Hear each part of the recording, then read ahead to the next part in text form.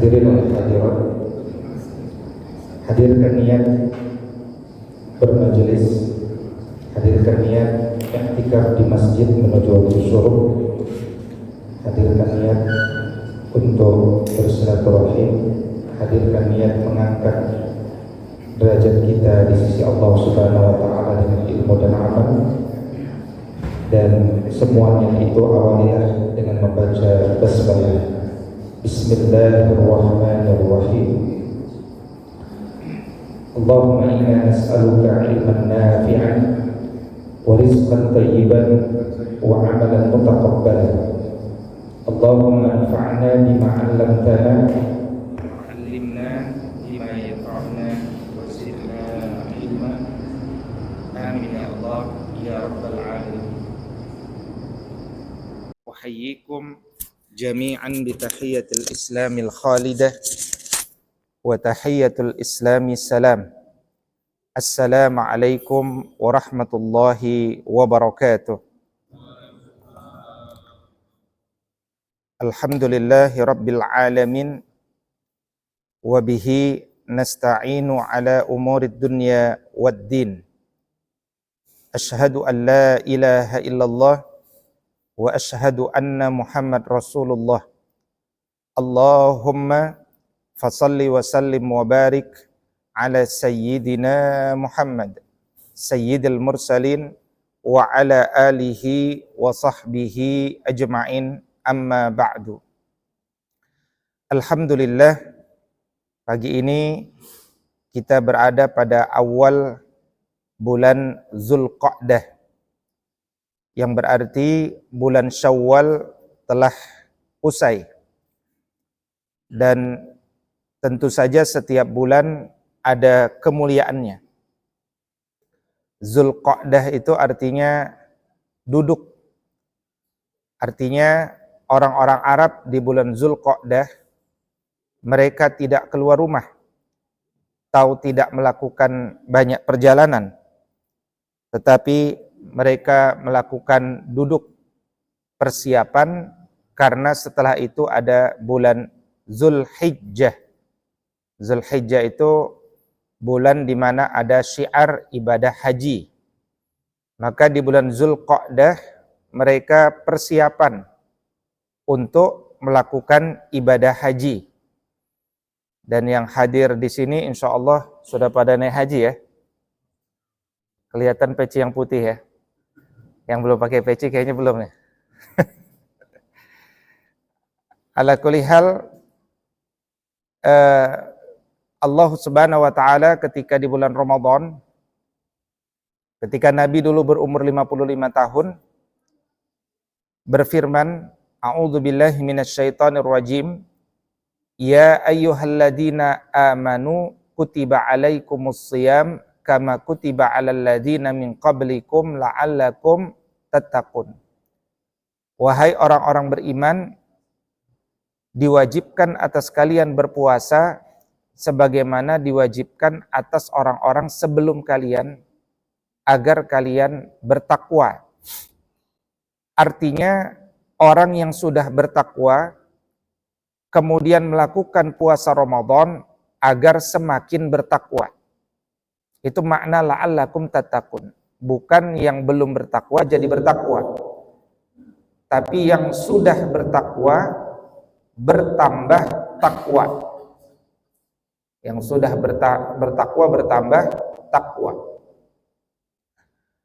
Maka ketakwaan Bapak Ibu seluruhnya sebagai alumnus Ramadan 1445 Hijriah adalah takwa yang lebih tinggi daripada ketakwaan sebelum puasa Ramadan. Ketakwaan yang lebih tinggi itu cirinya semangatnya lebih tinggi, ya, motivasinya lebih tinggi. Kalau dulu misalkan belum hadir majelis ilmu, sekarang sudah semakin rajin hadir majelis ilmu. Kalau dulu ketemu tetangga-tetangga diam saja, sekarang ketemu sudah nyapa sambil tersenyum. Assalamualaikum. Waalaikumsalam warahmatullahi. Apa kabarnya Pak? sehat, mudah-mudahan panjang umur, berkah amal ya. Nah, begitu.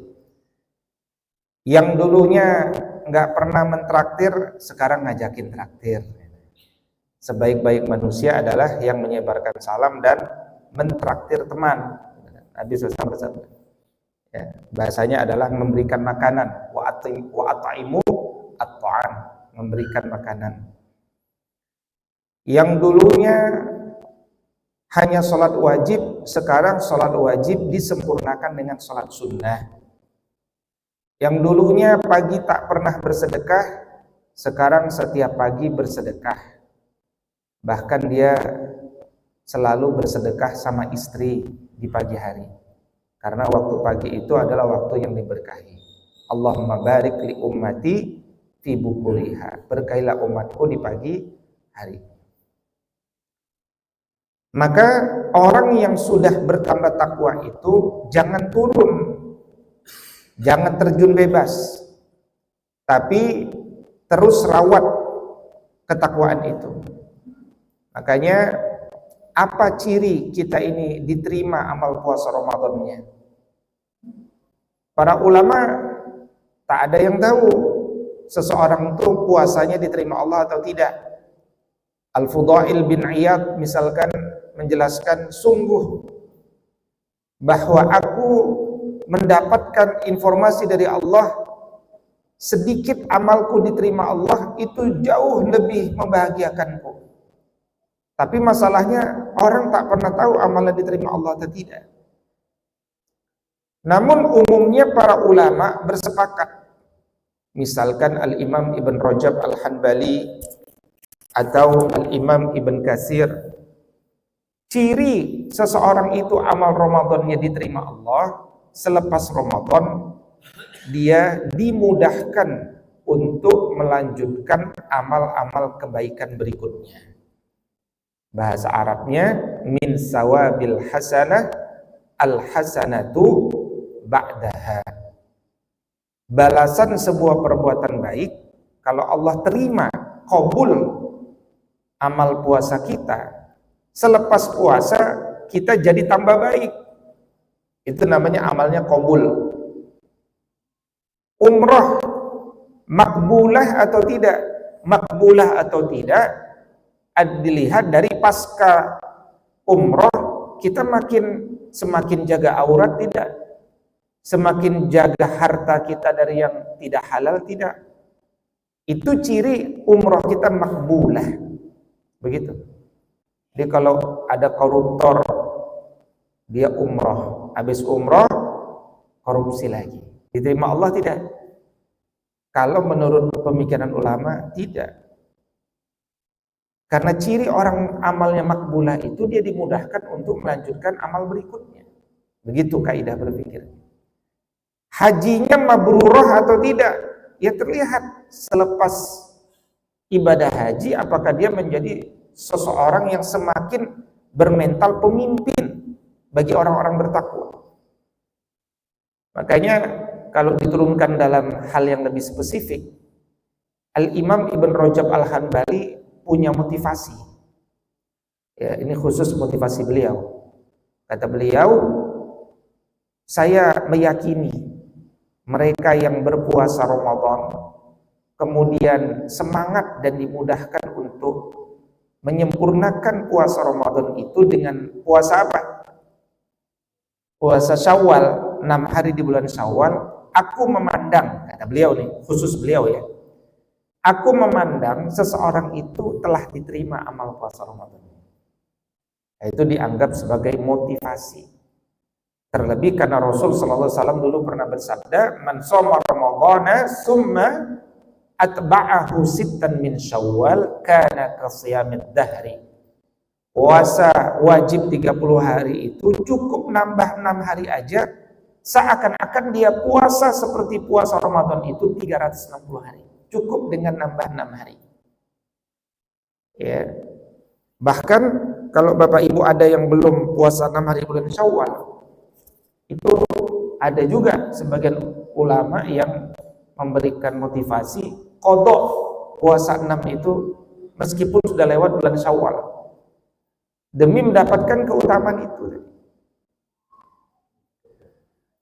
Nah, berikutnya, orang yang tadinya sudah bertakwa, selama dijaga ketakwaannya, insya Allah orang itu akan masuk jannah selama wafatnya dalam kondisi juga bertakwa. Tapi orang yang lulus Ramadan bertambah takwa, berarti surganya juga lebih tinggi lagi. Maka apa pelajarannya? Ini sejalan dengan sebuah pesan Rasul Shallallahu Alaihi Wasallam. Wahai umatku, kalau engkau berdoa minta jannah, mintalah kepada Allah jannah yang paling tinggi. Namanya apa? Jannatul Firdaus, Ausatul Jannah wa A'lal Jannah, surga paling tinggi. Bagaimana cara meraihnya? Surga paling tinggi itu logikanya, amalnya biasa-biasa saja atau amalnya luar biasa. Nah, ini logik ya, logik di dunia, logika di dunia. Ada orang pengen masuk surga, tapi nggak pernah mau beramal. Bisa nggak masuk surga? Ada orang bilang, bisa Ustadz, kan masuk surga dengan rahmat Allah. Jawabannya apa? Masuk surga itu memang dengan rahmat Allah. Orang yang beramal pun belum tentu masuk surga. Tapi bagaimana kita bisa berharap masuk surga kalau kita tidak beramal? Maka beramal dulu mengundang rahmat Allah. Tak ada orang masuk surga tak mau beramal.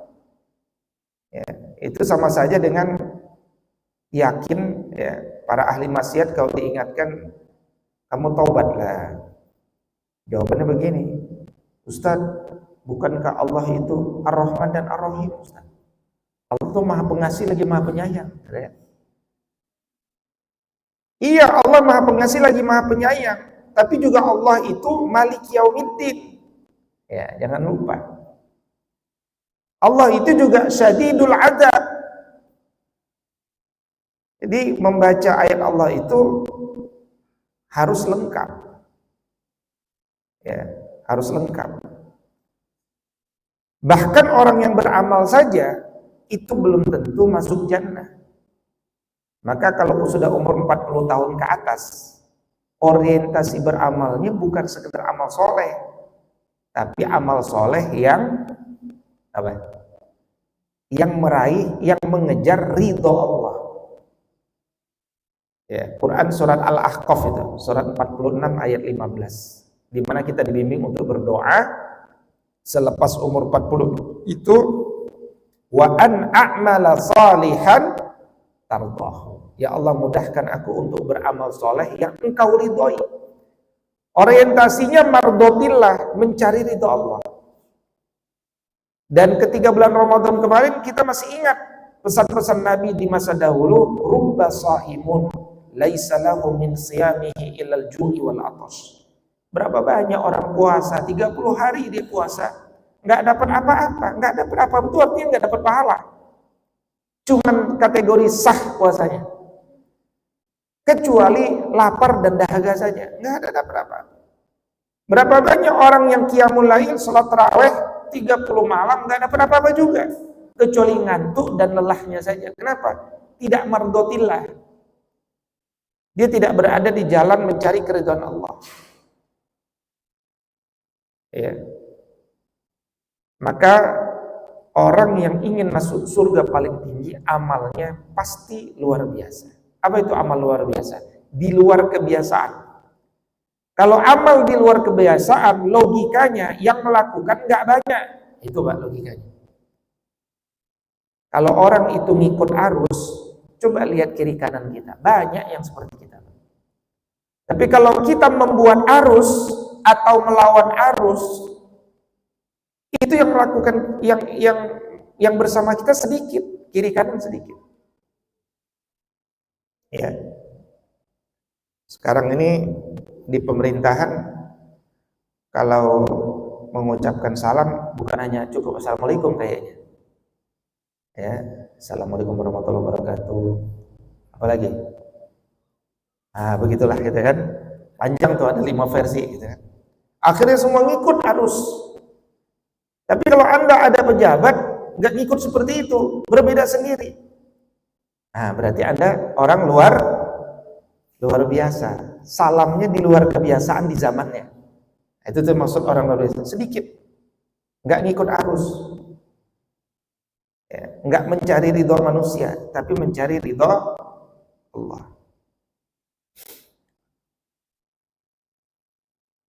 Dan kalau kita ingin tahu apa amal surga Firdaus itu, di antaranya silakan nanti buka surat Al-Mu'minun ayat 1 sampai 10. Itu salah satu cara masuk surga Firdaus. Sehingga rangkaian ayat itu kan nanti ditutup dengan kalimat ulaika humul warithun alladzina yaritsunal firdaus hum fiha khalidun. Orang itu nanti dapat warisan. Warisannya adalah warisan terbaik, yaitu surga Firdaus. Gimana supaya dapat warisan itu? Ayat 1 sampai 10. Maka hadirin wal hadirat, orang yang luar biasa itu pasca Ramadan doanya juga luar biasa. Banyak orang habis Ramadan doanya biasa. Doa biasa itu semua orang juga doa itu. Contoh, Bapak Ibu kalau doa sering minta rizki nggak sama Allah? Minta rizki kan? Di kepalanya minta rizki apa itu? Uang bukan? Ya kan? Ada halan thayyiban masyaallah. Ya. Sebagian di kepalanya ketika minta rizki minta uang, betul. Uang yang tambah banyak, pangkat lebih tinggi, jabatan lebih banyak, kuliah cepat lulus. Itu kira-kira. Boleh nggak minta begitu? Boleh lah. Tapi biasa. Seluruh dunia doanya juga begitu. Namanya manusia butuh uang, kan kira-kira gitu. Tapi kalau orang luar biasa, memang doanya minta rizki juga. Tapi rizki yang dimaksud bukan hanya sekedar uang yang biasa itu. Itu tuh cirinya. Ini kalau kita lihat amal doa ya. Dalam contoh misalkan Al-Imam Al-Hasan Al-Basri rahimahullah ta'ala. Beliau berdoa begini. Bismillahirrahmanirrahim. Allahumma anta rabbuna farzuqnal istiqamah. Ya Allah, engkau adalah Rabb kami, berikanlah kami rizki berupa istiqomah. Ya Allah, engkau adalah Rabb kami, berikan saya rizki berupa istiqomah. Minta rizki juga. Tapi rizki yang paling diharapkan orang-orang terbaik itu adalah yang dikhawatirkan itu apa? Istiqomah. Bisa istiqomah enggak ya? Nah kita ini jarang minta istiqomah. Bapak Ibu tiap hari sering minta istiqomah? Jarang ya Pak? Ada yang sering minta istiqomah Pak? Angkat tangannya Pak. Tiap hari selalu minta istiqomah, ada nggak Pak? Nggak ada yang angkat tangan apa tawadu? Jarang ya? Pak, sebenarnya Bapak tuh tiap hari minta istiqomah. Udah Bapak amalin. Bapak itu sudah doa minta istiqomah loh tiap hari. Bahkan barusan saja sholat subuh Bapak doa minta istiqomah. Masa sih Ustaz? Iya. Coba, tadi baca surat Al-Fatihah nggak? Surat Al-Fatihah itu kan isinya doa. Bunyi doanya apa? Ada di ayat ke-6 Pak. Ihdinas siratal mustaqim. Berikan kami hidayah supaya kami selalu berada di jalan yang membuat kami istiqomah. Siratal mustaqim. Jalan yang selalu membuat kami istiqomah. Jadi kita itu sudah minta istiqomah Pak tiap hari. Cuman mungkin kita tidak sadar. Nah, mulai sekarang kita harus tegakkan adab ketika membaca doa itu. Ayat ke-6 itu. Itu ibarat kata begini maknanya. Kira-kira ya ilustrasinya. Wahai hambaku, saya cuma berikan kau kesempatan minta satu permintaan saja. Bukan 3 permintaan kayak Aladin. Satu aja permintaan. Nah, maka satu permintaan itu yang dianggap musibah terbesar kalau dicabut. Kita mungkin bisa dikasih jabatan, pangkat, gelar, naik gaji. Tapi kalau itu dicabut, tak ada gunanya semuanya. Apa itu?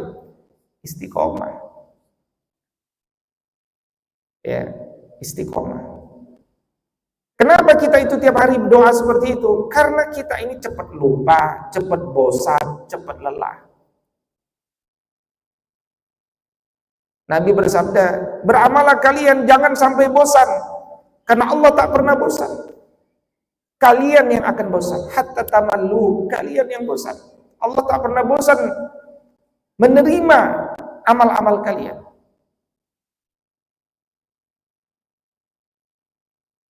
Seorang yang terbaik keistiqomahannya setelah Nabi SAW, namanya siapa Pak?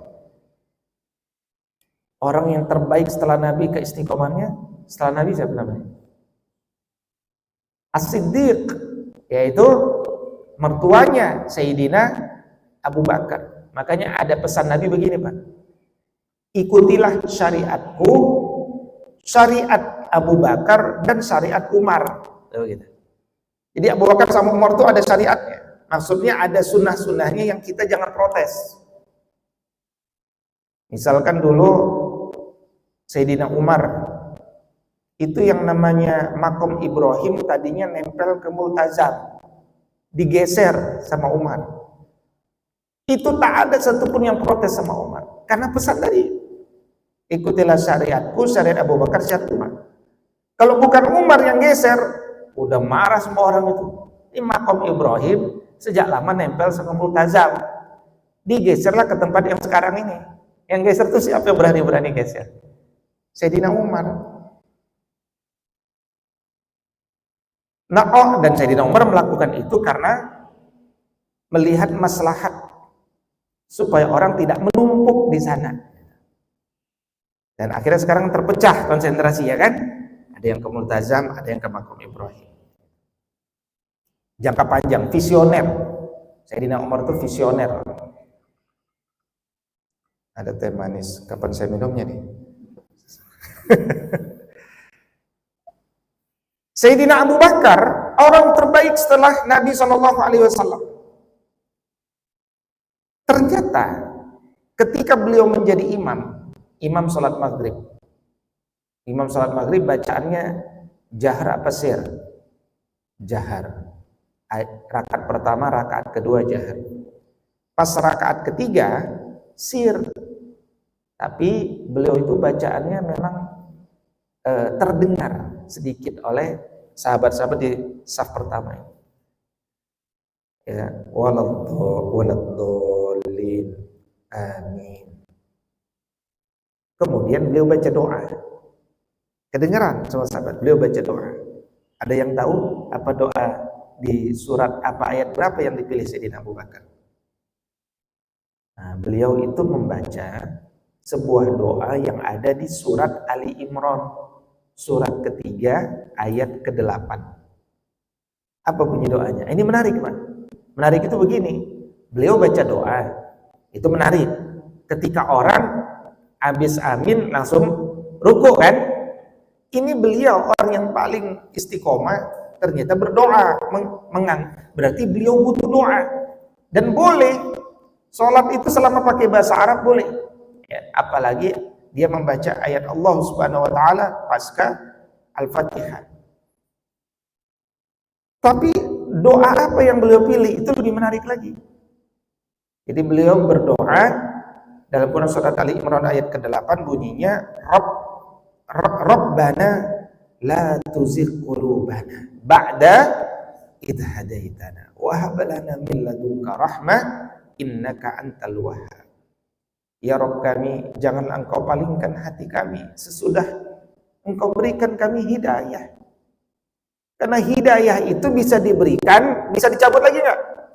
Bisa. Orang hari ini pakai jilbab, bisa lepas lagi nggak jilbabnya? Bisa.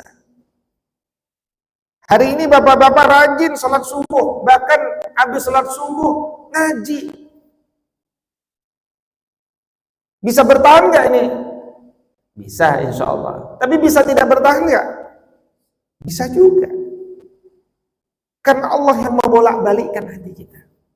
Kadang kita semangat, kadang tidak semangat. Ada seorang jamaah di sebuah masjid, usianya sudah kepala 6. Waktu selepas pengajian, saya mau naik motor, beliau bilang kepada saya begini, Ustadz, saya mau cerita Ustadz, saya itu dulu paling males ikut kajian, jangankan ikut kajian, sholat aja males saya Ustadz. Aduh, begudul lah saya Ustadz. Ada seorang bapak-bapak ketua DKM, ya kan, tiap ketemu saya ngajak sholat Ustadz, ayo sholat maghrib, lembut dia orang Ustadz, gak pernah marah-marah, yuk Pak sholat maghrib ngajak. Tapi Pak, saya kalau udah ketemu dia, udah sebel aja bawaannya Pak. Sebel saya, Pak. Tiap apa disuruh sholat, tiap apa suruh sholat. Meskipun dia mah sabar aja, nggak pernah marah-marah. Ya Pak, sholat Pak. Tapi memang itu loh Ustaz hidayah tuh Ustaz kata ya. Sekarang tuh saya senang ikut ngaji. Bukan hanya senang sholat, senang ikut ngaji. Bisa berubah gitu saya Ustaz ya. Bisa berubah gitu ya. Ya itulah karena hati itu bisa berbolak-balik. Ya, dari yang bahkan sebel diajak sholat, jadi senang ngaji.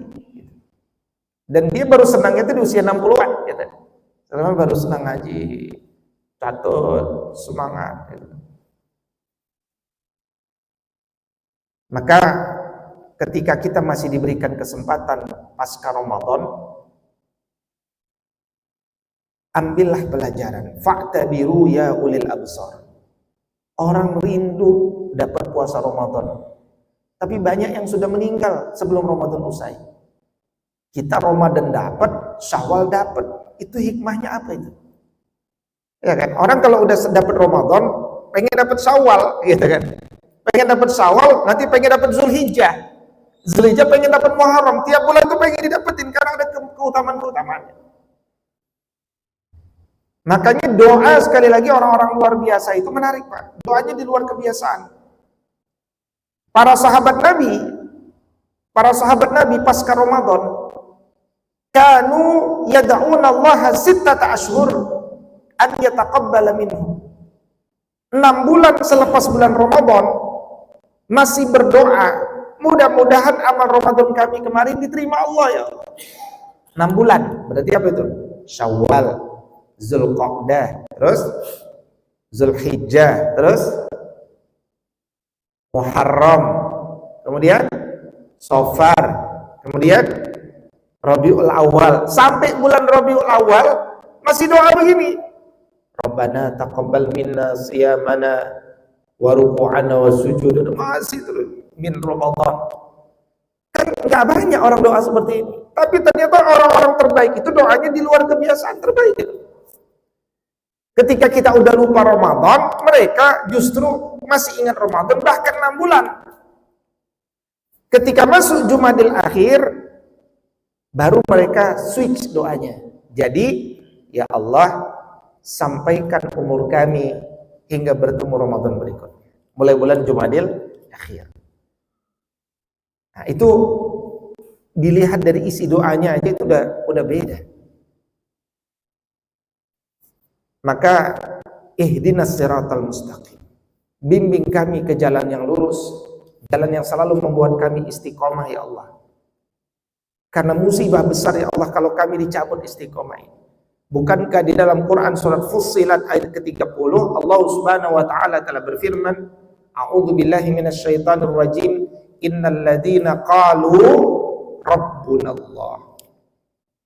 Sesungguhnya orang-orang yang telah yakin bahwa Rabb kami adalah Allah, yakin bahwa Rabb kami sama Allah itu bukan sekedar ngomong Rabbku Allah lah, tidak.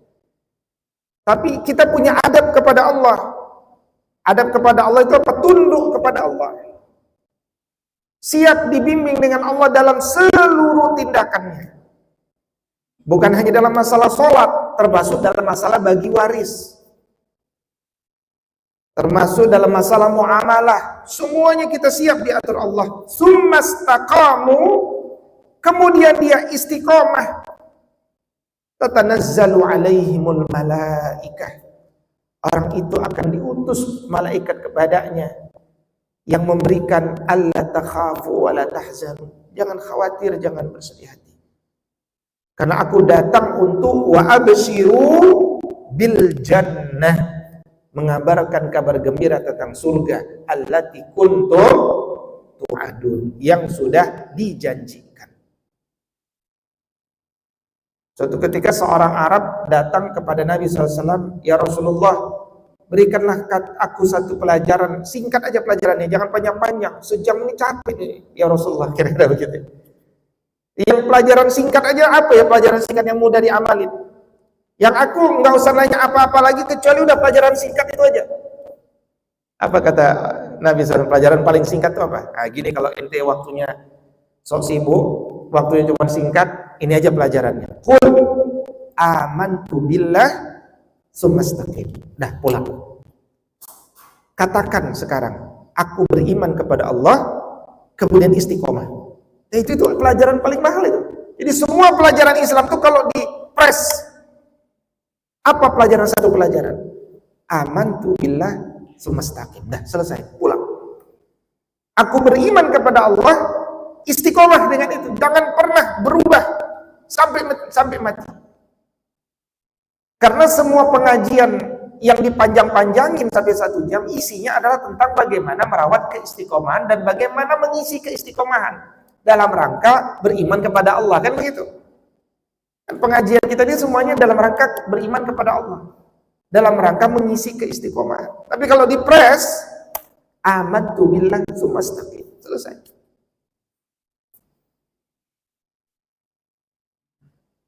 Dan orang yang istiqomah itu falam yusriku hatta matu, mereka tidak berbuat syirik sampai mati. Itu orang istiqomah. Wa'bud rabbaka hatta ya'tiyakal yakin.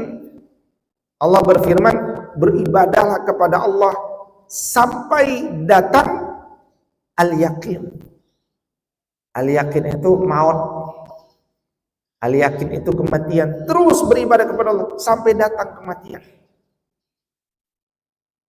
Maka bagaimana cara kita merawat keistiqomahan itu? Ya, bagaimana cara kita merawat istiqomahan itu? Satu, tidak ada di slide ini, tapi saya ingin luaskan. Semua bahasa Arab ritual atau tekstual yang kita baca, hendaknya kita nikmati kandungannya. Ya, ini prinsip besar kalau kita ingin istiqomah. Semua teks bahasa Arab yang dibaca hendaknya dinikmati kandungannya. Mulai dari apa? Mulai dari kalimat tauhid, la asyhadu an la ilaha illallah. Ketika kita sholat, yang agak berbeda itu ketika kita tasyahud, tangan kita bersaksi begini, ya kan? Begini, mengangkat jari, ya, jari tengah kepada jempol. Asyhadu an la ilaha illallah. Ini bacanya jangan buru-buru, Pak. Ini kita sedang memperbaharui sumpah. Asyhadu an la ilaha illallah wa asyhadu anna Muhammadar Rasulullah. Perbaharui. Itu kalau bacanya dengan penuh kenikmatan, bergetar jiwa kita. Itulah diantara yang membuat habis sholat dapat energi baru. Tapi kalau kita baca tak pernah menerjemahkannya, selesai lewat-lewat saja. Tak banyak orang sholat selepas itu jadi tambah baik. Tak. Makanya kita mungkin tidak bisa bahasa Arab, tapi minimal bahasa Arab sholat, bahasa Arab zikir, bahasa Arab tahlil, itu dibaca, difahami, dihayati. Kita sering baca Yasin. Ya, bahkan ada orang tak pernah baca Quran selain Yasin, ada kan? Tapi hatta baca Yasin pun tak pernah dibaca terjemahnya. Sehingga kita tidak dapatkan pelajaran dari surat Yasin itu. Inna nahnu nuhyil mauta wa naktubu ma qaddamu wa asarahum wa kulla syai'in ahsaynahu fi imamin mubin. Kamilah yang menghidupkan dan mematikan. Tapi kalau orang sudah mati, kami tulis semua yang mungkin Anda aja udah lupa. Yang pernah terbetik dalam hati, yang kalian kerjakan sembunyi-sembunyi, semua tercatat di dalam kitab yang terpelihara dengan baik. Jelas, detail. Baca nanti kita itu, tak percaya kita, langsung ditonjolkan CCTV-nya. Ya. Kalau hari ini saja ada CCTV, Allah punya CCTV yang lebih baik. Tak ada yang terzolimi, tak ada yang tidak tercatat, semua tercatat rapi. Termasuk kalau kita baca Quran, Pak, Ibrahim Al-Khawwas mengatakan, bahkan kalau hatimu sedang galau, obat galau itu ada 5. Obat pertama itu ya qiraatul Qur'ani bitadabbur. Jangan kalian baca Quran kecuali mentadaburi apa yang kalian baca. Jangan kalian semangat khataman Al-Quran tapi kalian tak pernah mentadaburi. Mentadaburi itu supaya dapat energi. Berapa banyak orang membaca Quran tapi tidak berkesan karena dia tidak terkesan dengan bacaannya. Dengan bacaannya sendiri dia tidak terkesan. Tidak ada kesan yang tertinggal dalam jiwanya. Akhirnya habis baca Quran dia tidak punya gairah dalam beragama. Gairah itu muncul karena faham, Pak. Kalau orang faham dia punya gairah dalam agama. Maka disebutkan keikhlasan itu awal keistiqomahan. Wa ma la yakunu lahu la yanfa' wa la yadum. Segala sesuatu yang tidak didasari ikhlas karena Allah tak akan bermanfaat, tak akan kekal. Maka lillahi yabqa. Tapi segala sesuatu yang didasari karena lillah, dia akan kekal. Maka jangan beramal kecuali di atas iman kepada Allah Subhanahu wa taala.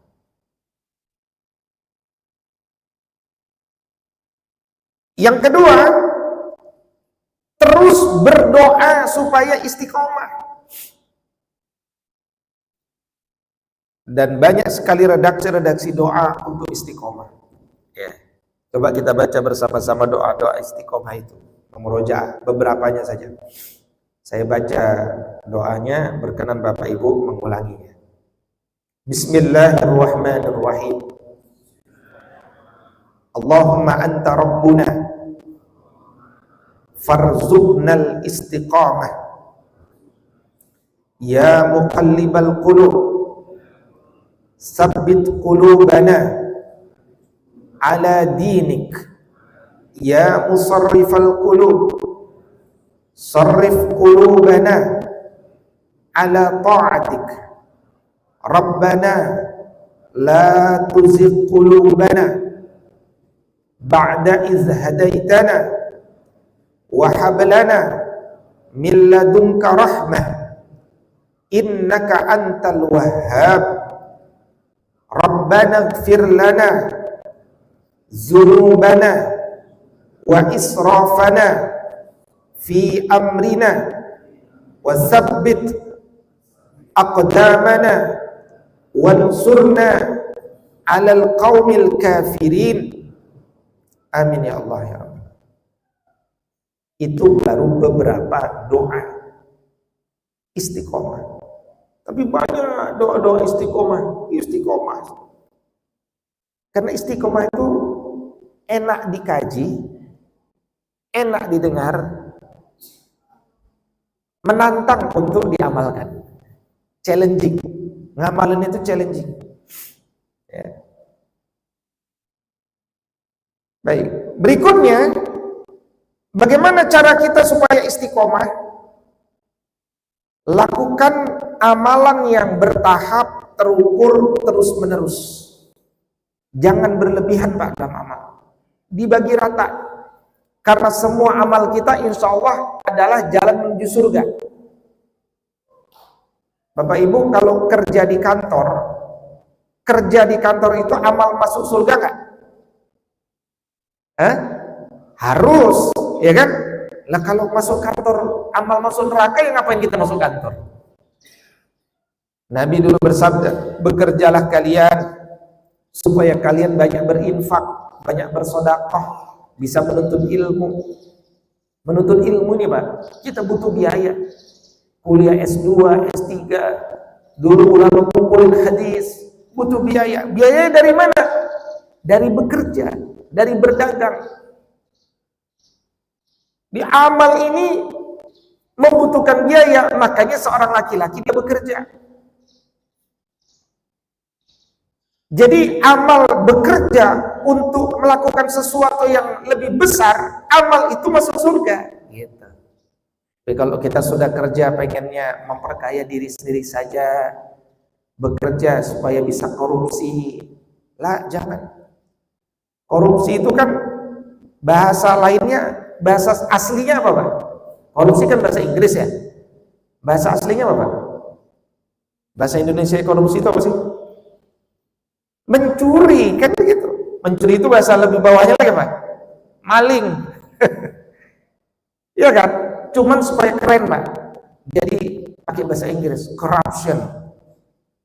Sehingga kan ada bedanya Pak. Kalau pakai bahasa Inggris ada bedanya Pak. Kalau korupsi itu agak terhormat. Kalau maling digebukin Pak. Kalau korupsi nggak digebukin. Kalau maling berapa? Paling ayam, gitu kan? Uang masjid, infak masjid, paling berapa? Kalau korupsi Pak, proyek Quran aja bisa dikorupsi. Itulah. Jadi kalau orang penting pakai bahasa Inggris Pak, corruption. Sama kayak bapak-bapak minum teh manis. Coba beli teh manis di depan. 5.000 Pak. Tapi kalau teh manisnya diganti jadi bahasa Inggris, iced tea. Jadi 12.000 dia Pak. Ya kan? Makanya hati-hati Pak sekarang pakai bahasa Inggris. Sekolah, kalau sekolah SMA biasa, katakan uang sekolah 700.000. Tapi kalau dia international school, gitu kan, itu udah bisa jadi 10 juta Pak. Padahal cuman berubah aja, ada pelajaran bahasa Inggris sama jalan-jalan ke Singapura, gitu kan. Jadi saya itu kalau nengok bahasa Inggris sekarang hati-hati Pak. Ini ada uangnya nggak nih, gitu kan. Tapi ngajar juga begitu, ngajar bahasa Inggris, kuliah, ngisi kuliah di Singapura, ya kalau bahasa Inggris itu pasti berbeda. Nah jadi Bapak Ibu, tadi kita bahas apa? Jangan sampai kita beramal, amalannya itu tidak membawa kita masuk surga. Tinggalkan Pak. Nah, waktu 24 jam. Kalau kita ingin istiqomah, bagi waktu-waktu kita. Mana waktu cari uang? Kerja. Mana waktu istirahat? Lakukan. Istirahat itu tidurnya kita Pak. Tidur itu amal masuk surga nggak? Amal masuk surga. Orang yang ingin masuk surga itu amalnya tidur. Salah satunya, bukan dia nggak pernah tidur. Dia beramal terus, tak pernah tidur. Bukan, ini bukan amalan ahli surga. Makanya Allah berfirman, wa ja'alna laila libasa, supaya malam itu tidur. Waktu yang dilarang tidur kapan Pak? Ba'da subuh sama ba'da asar. Tapi godaannya tinggi Pak. Tapi kalau Bapak udah terbiasa ba'da subuh ba'da asar, tak pernah bisa tidur. Tapi akhirnya kita jadi ngantuk. Ngantuknya jam berapa nanti? Jam 11. Maka jam 11 itu ada sunnah tidur namanya. Orang yang pengen masuk surga, salah satu ibadahnya adalah tidur di waktu siang. Jam berapa? Jam 11 sampai jam 12. Oh, ini opsional, bukan amalan yang wajib. amalan opsional bagi yang mau mengambil ambil. Tujuannya apa? Supaya pertengahan hari berikutnya, pertengahan hari selanjutnya lebih fresh. Ada satu pulau di daerah Eropa, di pulau itu orangnya, laki-lakinya umurnya rata-rata 85 tahun in average. Kalau di Indonesia yang rata-rata tinggi 85 tahun itu perempuannya. Kalau di pulau itu laki-lakinya 85 tahun. Diteliti lah, bisa dibaca di Detik itu. Ternyata apa yang mereka lakukan? Di antara kebiasaan orang Eropa yang di pulau itu, kalau siang tidur, kalau siang tidur sebentar, kemudian kalau sore ngopi-ngopi sama teman-teman. Kita nih ngopi-ngopinya bukan sore, kapan? Tengah malam, begadang gitu kan? Jam 11, jam 12 ngopi, salah waktu Pak. Ya, akhirnya subuhnya ngantuk. Jadi orang Barat aja lebih ngerti Pak. Ngopi-ngopi sore sambil diskusi semua. Karena begitu jam 9 malam, dia udah strict untuk tidur itu. Jadi unggul Islam itu memang jam tidurnya aja udah beda tuh. Jam aktivitinya beda sama orang kebanyakan. Memang kalau kita ikuti, kerja paling enak katanya itu begadang Pak. Tapi kalau kita mau switch cara berbedanya, orang sukses juga udah lakukan itu. Tidur dulu jam 9, kerjanya malam juga, tapi dimulai dari jam 2. Kerja malam juga, tapi berbeda. Tapi udah dilakukan oleh orang-orang non-muslim. Karena orang kerja terus sampai jam 12 memang enak, sepi, semangat. Tapi merusak tubuh. Allah yang paling tahu tentang fisik kita. Akhirnya kita sakit. Kalau udah sakit berarti kita berhenti beramal. Ketika kita berhenti beramal, berarti kan jadi tidak istiqomah, gitu maksudnya. Nah itu hubungannya. Jadi kalau kita ingin istiqomah, bagi jam tidurnya benar, jam makannya benar, jam kerjanya benar, jam belajarnya juga benar. Kita ini pembelajar sejati Pak. Dari kecil sampai besok meninggal, hari ini kalau bisa masih belajar. Karena dengan belajar itu, akal kita terus berpikir. Karena terus berpikir, terus menyerap, terus menganalisis, akhirnya kita sehat. Tidak mengalami post power syndrome, tidak dimnesia. Makanya kalau sudah senior, jangan sering-sering melihat cermin. Kalau kita lihat cermin, kelihatan kita udah tua. Padahal yang tua itu adalah fisik. Bapak sendiri merasakan bukan tua, senior. Senior itu apa? Wah, saya hidupnya udah lama ya. Dan lama itu kan artinya punya pengalaman banyak, hikmah banyak, doanya lebih didengar Allah Subhanahu wa taala. Itu senior Pak. Bedanya kita tuh semangat pengen lari pagi, tapi udah tak kuat lari pagi. Fisiknya yang nggak bisa diajak lari. Kitanya mah semangat tetap. Semangat itu yang harus terus dijaga. Gitu. Berikutnya yang keempat, cara kita agar tetap istiqomah adalah lakukan evaluasi diri secara berkala. Evaluasi itu dilakukan dengan muhasabah. Buah dari muhasabah adalah new plan, rencana baru. Kalau kita pernah belajar dulu plan, do, check, act. Nah, ini act ini, new plan. Habis muhasabah, lakukan rencana baru, new plan, act. Lakukan apa hasil muhasabah. Terus begitu, plan, do, check, act. Plan, do, check, act terus. Ya ayyuhalladzina amanu taqullaha wal tanzur nafsum ma qaddamat lighad wattaqullah innallaha khabirum bima ta'malun. Ya. Yang kelima, positive circle, lingkaran yang akan menjaga kita dari keluar dari batas-batas agama. Almar'u ma'adini khalilihi falyanzur ila man yukhalil. Seseorang itu bersama agama sahabatnya, maka perhatikan kepada siapa dia berteman. Kalau kita punya positive circle itu akan membuat kita tambah positif. Maka kita yang butuh circle itu, bukan circle itu yang butuh kita, butuh circle itu. Kalau perlu kita beli, terimalah saya ke dalam circle-mu, terima Pak. Sekarang aja banyak orang beli circle. Circle Yahudi buat circle Pak. Yahudi itu sejak ada dia buat circle. Apa circle Yahudi? Ada yang tahu? Satu, Lions Club, Rotary Club. Ya. Ini nggak semua orang Pak diterima. Kita kagak punya jabatan, nggak punya apa, masuk dong situ, nggak bisa masuk. Karena memang klub ini dibuat untuk mencemari pemikiran-pemikiran Muslim, pejabat-pejabat Muslim, supaya masuk pada agenda-agenda Zionis. Sudah dari dulu. Ya. Sampai ada baiatnya. Tapi kalau kita tidak punya nasab Yahudi, tak akan pernah masuk pada level ke-62. Circle juga, tapi bajunya nanti aktivitas sosial. Ya, kalau yang bawa-bawa itu disuruh sosial. Nanti yang punya potensi baru diarahkan dengan desain. Desain apa? Didesain dengan kepentingan Yahudi. Dunia ini luar biasa. Bapak Ibu melihat Amerika, jangan melihat negara besar, lihat siapa yang mendrive, gitu kan? Yang mendrive Amerika adalah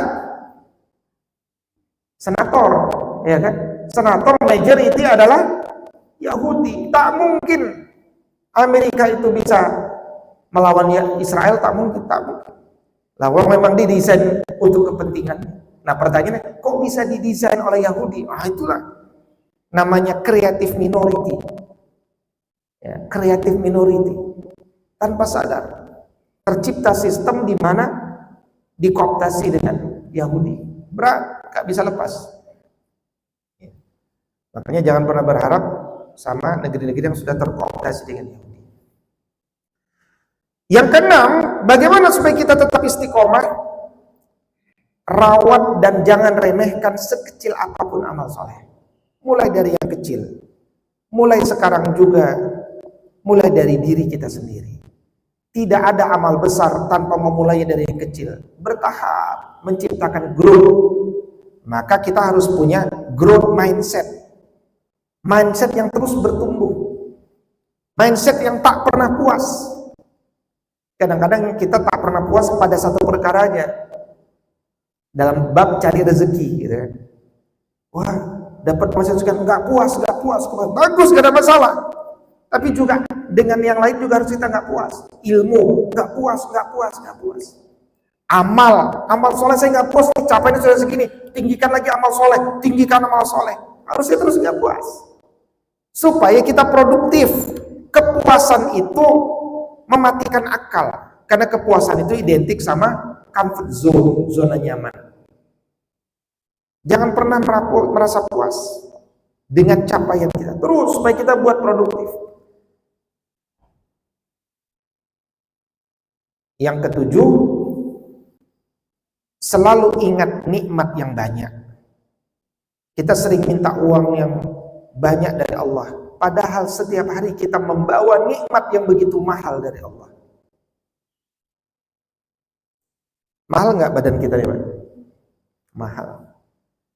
Tadi kita terbangun subuh, bisa ngelihat, alhamdulillah, mata saya bisa ngelihat. Ini kalau mata tak bisa ngelihat, harga satu mata berapa Pak harganya? Ada yang ngecek Pak di Bukalapak, harga mata berapa? Mahal Pak. Telinga ini mahal.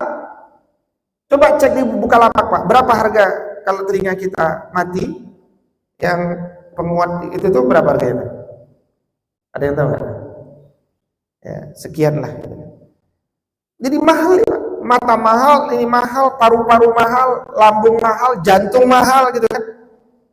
Ginjal mahal.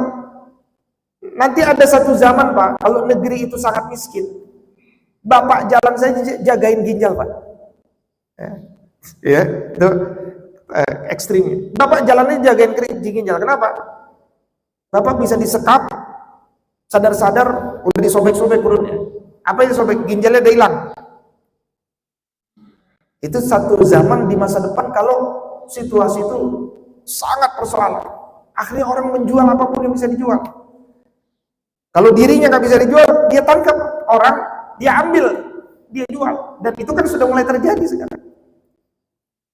Termasuk berita yang terbaru itu, kasus-kasus terbaru di Kamboja, ya, kasus-kasus di Myanmar, kasus-kasus di mana orang ingin bekerja ke sana, sampai ke sana ternyata disekap, diambil dan seterusnya, tak bisa keluar. Waliyadzubillah. Maka la in syakartum la azidannakum. Kalau kita bersyukur, Allah akan berikan nikmat. Cara kita bersyukur apa? Nikmat mata bisa melihat tilawah Quran, ikut kajian, melihat yang baik-baik. Tangan masih sehat, Masya Allah, tangan masih sehat, megang air masih sehat. Gunakan untuk membelai kepala istri kita, menepuk-nepuk bahu anak laki-laki kita, mengusap-usap punggung anak perempuan kita. Ini kan fungsi tangan. Dia bukan hanya untuk makan, tapi memberikan motivasi. Motivasi bukan hanya dengan lisan, kadang-kadang dengan tangan. Jadi jangan kita ingat yang namanya tangan itu nabok, gitu kan? Tangan nabok. Iya, dia bisa nabok, tapi nabok orang-orang Israel yang memusuhi Islam. Nabok. Tapi kepada istri kita, anak kita lembut. Kepada saudara kita salaman. Gitu kan? Terakhir, jangan berlebihan Pak dalam beramal. Saya tahu bapak-bapak punya semangat luar biasa dalam beramal. Tapi kalau kita ingin istiqomah, jangan berlebihan. Rawat temponya, rawat intensitasnya, rawat kualitasnya.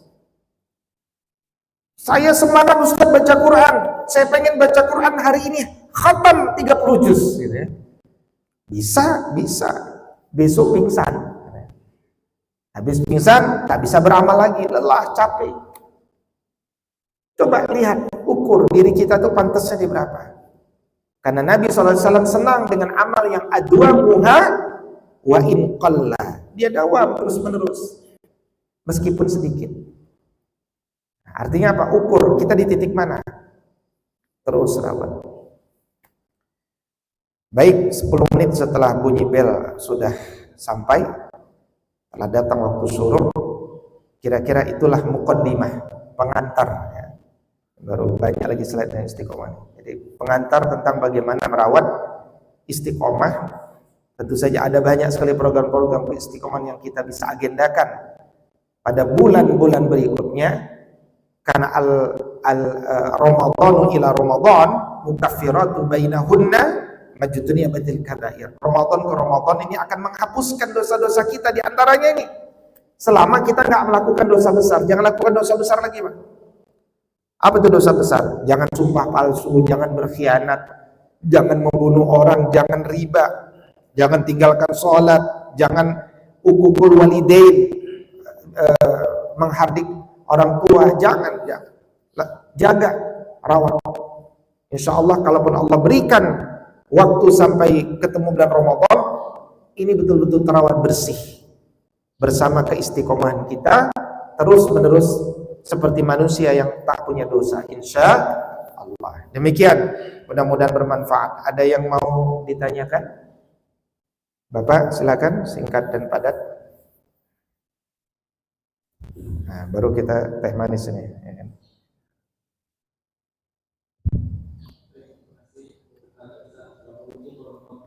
Waalaikumsalam.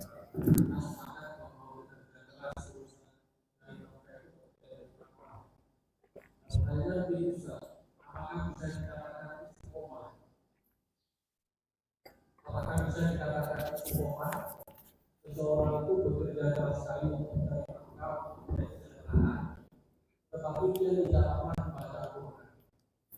Yang kedua, mungkinkah orang seperti ini bekerja keras untuk kesejahteraan bersama dengan ibu mencapai surga firdaus? Waalaikumsalam warahmatullahi wabarakatuh. Yang pertama, amal itu ada yang wajib, ada yang sunnah. Maka prioritaskan yang wajib. Satu. Yang kedua, yang sunnah itu manusia punya kecenderungan berbeda-beda. Berbeda-beda. Ya. kecenderungan berbeda-beda. Sebagaimana sahabat Nabi pun kecenderungannya beda-beda. Dulu ada sahabat Nabi yang terompahnya udah terdengar di surga, tapi amalnya nggak dilakukan oleh banyak orang, hanya beliau saja melakukan. Apa itu amalnya? Wudhu. Kalau batal wudhu, wudhu lagi, dan kemudian sholat sunnah. Iya kan? Kalau beliau batal wudhu, wudhu lagi. Nah, ini spesial beliau nih. Terus menerus maksudnya. Bukan karena mau sholat saja. Spesial, itu kecenderungan. Yang kedua, ada sahabat sejak umur 13 tahun sampai mati, setiap malam selalu sholat qiyamul lail. Ini enggak semua sahabat begini. Tapi ada sahabat yang begitu sejak umur 13 tahun. Siapa namanya? Abdullah ibn Umar radhiyallahu ta'ala. Yang ketiga, ada sahabat amalnya dilakukan oleh para sahabat yang lain, tapi namanya khusus disampaikan oleh Nabi SAW, si fulan itu nanti masuk surga. Yang lain padahal beramal seperti beliau, tapi nggak disebut. Akhirnya ada sahabat pengen tahu, beliau itu tak dikenal biasa, manusia biasa. Tapi kok Nabi mengucapkan beliau itu ahli surga? Apa amalnya? Nah, tapi karena gengsi kira-kira nanya langsung kan, saya nginaplah di rumahmu, nginaplah 3 hari. 3 hari diperhatikan apa amal dia nih ya? Apa amalnya? Tak ada yang spesial. Secara zahir tak ada yang spesial. Sampai udah putus asa kan sahabat nih. 3 hari kemudian dia buka lah. Ya, wahai sahabatku, saya ini sebenarnya nginep di sini pengen tahu lah, apa amalmu tuh yang sebenarnya sehingga membuat namamu tuh diangkat oleh Nabi SAW di majelis. Dia aja bingung, apa amal saya? Biasa kita sholat berjamaah di masjid biasa, ya kan? Amal, ternyata ada amal yang nggak kelihatan. Amalnya itu adalah setiap mau tidur, setiap malam, beliau itu memaafkan dosa-dosa tetangganya, kesalahan-kesalahan tetangganya kepada dirinya. Dan dia pun memohon kepada Allah, mudah-mudahan beliau itu juga tidak punya masalah dengan tetangga-tetangga. Ini amalan yang dilakukan hanya dia nih yang kecenderungannya kita. Nah, jadi orang punya kecenderungan berbeda. Suatu ketika ba'da subuh Nabi pernah bukan ba'da subuh, ba'da imma asar atau zuhur. Nabi SAW bertanya, siapa di antara kalian yang hari ini mengunjungi temannya yang sakit? Ya kan mengunjungi amal teman sakit itu kan hak, itu kewajiban orang kepada ini. Yang angkat tangan cuma 1 orang. Saya ya Rasulullah. Orang terkejut. Wah, saya baru mau jenguk, beliau udah jenguk. Siapa yang hari ini sudah berwakaf? Saya ya Rasulullah. Siapa yang hari ini ikut menyolatkan jenazah sampai mengantarkan ke kubur?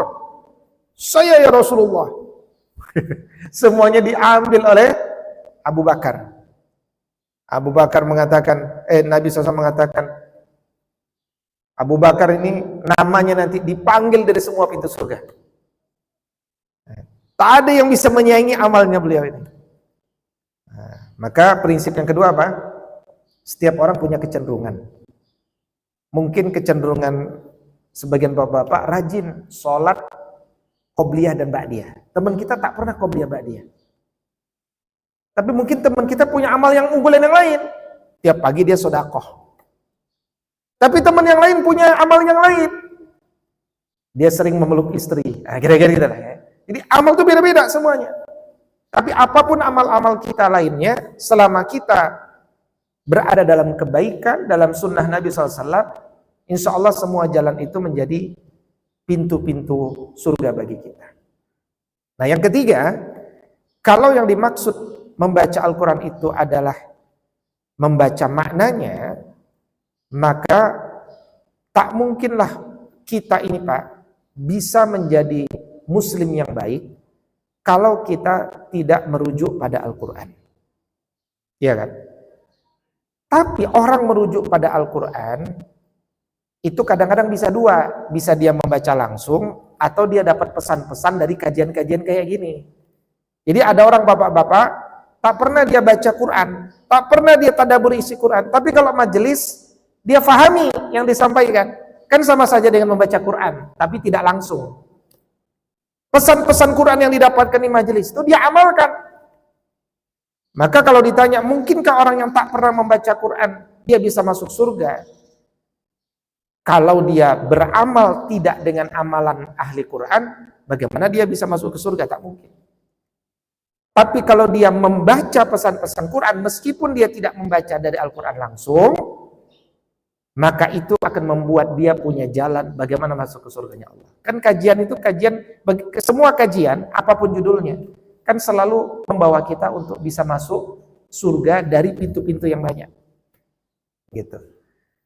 Tapi kalau seorang muslim tidak pernah tilawah Al-Quran, dia tidak berdosa. Tilawah secara umum ya, tapi dia meninggalkan yang afdal, meninggalkan yang utama. Ya, maka orang-orang yang tak pernah belajar baca Quran, tak bisa baca Quran, tapi dia tetap beramal dengan pesan-pesan Quran, orang itu masih bisa masuk ke surganya Allah. Gitu kira-kira maksudnya. Tapi kalau kita ingin surga yang paling tinggi, maka pasti amalnya luar biasa. Dia belajar baca Quran, dia membaca isi Quran, dia membaca dengan melihat, ya, dia kemudian membaca tafsirnya, dia mengikuti kajiannya. Ini pasti surganya dan kemudahan masuk surganya itu berbeda.